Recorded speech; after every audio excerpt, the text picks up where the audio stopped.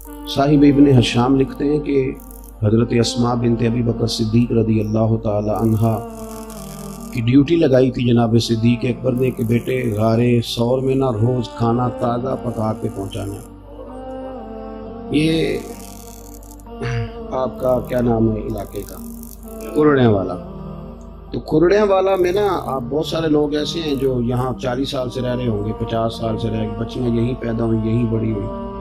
تو یہاں اگر وہ بچی جو یہیں پیدا ہوئی ہے وہ کبھی رات کو نکل جائے نا باہر ماچس لے رہے اپنے محلے میں دکان پہ، سویرے شور پڑ جاتا ہے۔ اگر ابا گھر نہ ہو تو لوگ ابا جی کو بتائیں کہ تیری تو بیٹی رات کو یہاں ماچس لینے آئی ہوئی تھی، تو ممکن ہے والد صاحب بندوق نکال دیں کہ بیٹی عزت ہوتی ہے، وہ گلی میں کیسے آ گئی رات کو؟ حالانکہ اس کے سارے اپنے چچا ماما سب وہی ہے، اپنا علاقہ ہے، کوئی ایسا مسئلہ، پھر بھی نکلتی ہیں بیٹیاں رات کو، جو مرضی بھی ہو جائے بیٹی نکلتی ہے۔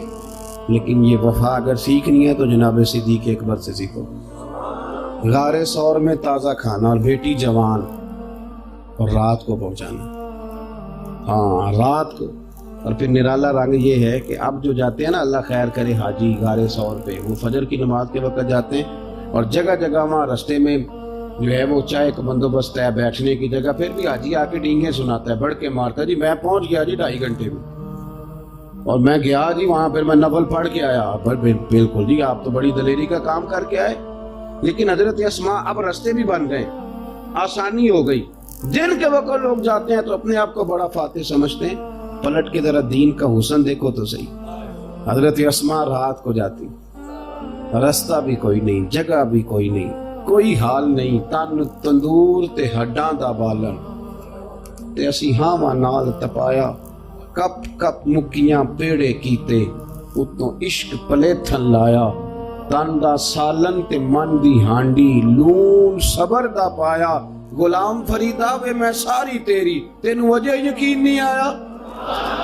غلام فریدا میں ساری تیری، ساری، بیٹے بھی، غلام بھی، خادم بھی، پیسہ بھی، تو غلام فریدا وے میں ساری تیری، تینوں وجہ یقین نہیں آیا؟ حضرت اسماء کو کہا پتر رات کو کھانا، جناب اسماء کہتی پہلے دن کھانا پکایا تو دوسرے دن میں پہنچا کے آئی رات کو، دوسرے دن کھانا بنا رہی تھی تو میں کوئی کسی معمولی آدمی کی بیٹی تو نہیں تھی نا، میں تو سردار کی بیٹی تھی، کسی کی ضرورت نہیں تھی کبھی پلٹ کے میرا گھر بھی دیکھے۔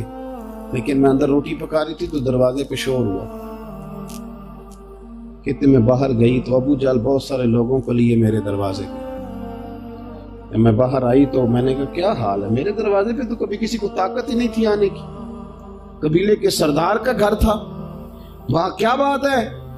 تو کہتی ہیں چوک کے اندر بھرے مجمع میں ابو جال کہنے لگا اسماء بتاؤ کہاں گئے تمہارے والد نبی پاک علیہ السلام کو لے کے؟ نوجوانوں ذرا دل پہ ہاتھ رکھ کے سننا۔ حضرت اسماء بنت ابی بکر کہتی ہے میں چوراہے پہ کھڑی ہو گئی، اگر کہتی ہوں مجھے پتا ہے تو وفا اجازت نہیں دیتی، یہ تو جائیں گے حضور کو تکلیف دے دیں، اگر میں کہتی ہوں مجھے پتا نہیں تو یہ جھوٹ ہے اور میرے نبی کی شریعت اجازت نہیں دیتی۔ منٹ منٹ پہ جھوٹ بولنا اور کہانیاں سنانا، یہ سیکھو اخلاق۔ حضرت اسماء بنت ابی بکر کہتی اس نے پھر کہا بتاتی کیوں نہیں، کہاں گئے؟ فرماتے 1 منٹ رہ گیا تھا میرے پاس سوچنے کا، میں نے کیا بچانا ہے، شریعت بھی بچانی ہے، وفاداری بھی بچانی ہے۔ پھر میں نے اپنی ساری ہمت جمع کی، پھر میں نے ٹٹولا سارا کچھ، اور میں نے ساری دلیریاں جمع کرنی، اللہ سے توفیق مدد مانگی۔ فرماتی ہیں وہ گرجدار آواز میں بولا چپ کیوں ہو، بتاتی کیوں نہیں؟ جناب اسماء کہتی ہیں پھر میں نے فیصلہ کیا کہ میں نے دونوں چیزیں ہی بچانی ہیں، شریعت بھی وفا بھی بچاؤں گی۔ تو جناب اسماء سننا جملہ جوانوں، فرمانے لگی ابو جال سن پھر، مجھے پتا ہے وہ دونوں کہاں ہیں، پر تیرے اندر جتنی طاقت ہے تو ساری لگا لے، میں بتاؤں گی نہیں وہ کدھر گئے، میں نہیں بتاؤں گی، تو آ عشق تے اگ دومی ایک برابر، پر عشق دس ایک بدھیرا، اگ تے ساڑے ککھ تے کانے، عشق ساڑے تن میرا، تے اگ دا دارو می تے پانی، کوئی دسے ہاں پلا عشق دا دارو کیڑا، تے بلے شاہ تے کچھ بھی نہ بچدا جتھے عشق ہو رہا ڈیرا۔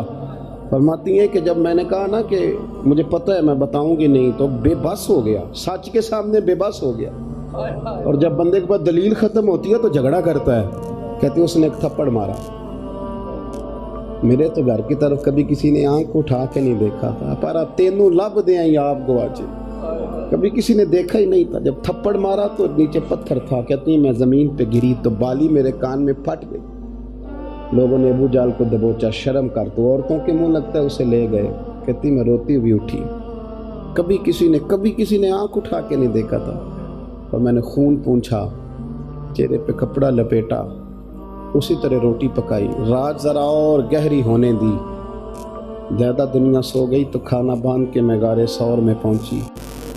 بیٹیاں تو پھر بیٹیاں ہی ہوتی ہیں، یہ تو پتہ نہیں مالک نے کس طرح کا رشتہ بنا دیا ہے۔ فرماتی ہیں کہ جب میں پہنچی جناب صدیق اکبر نے ڈھکا ہوا چہرہ دیکھا تو کہ پتر خیر ہے؟ نہیں ابا جی کچھ نہیں، کھانا نہیں بیٹے بتاؤ کیا بات ہے؟ کچھ نہیں آپ کھانا کھائیں۔ تو حضور نے فرمایا اسماء بولتی کیوں نہیں، کیوں چہرہ چھپایا ہے؟ تو جناب اسماء کہتی ہیں کھولا تو خون پھر بہہ گیا۔ جناب صدیق اکبر پریشان ہوئے، بیٹے کیا ہوا؟ عرض کی کچھ نہیں، مجھے نہ سچ کی سزا ملی، میں نے وفا اور شریعت دونوں بچائی ہیں، ابو جال نے مجھے تھپڑ مارا ہے، اور حضور نہ میں گھبرائی ہوں نہ لڑکھڑائی ہوں، سونیا میں کھانا پکا کے لائی ہوں، اور پھر کھانا کھول دیا، کھانا کھانے لگے، پہلا لقمہ جناب صدیق اکبر کے حلق میں گیا تو آنسو بھی ذرا بہہ گئے کھل کے۔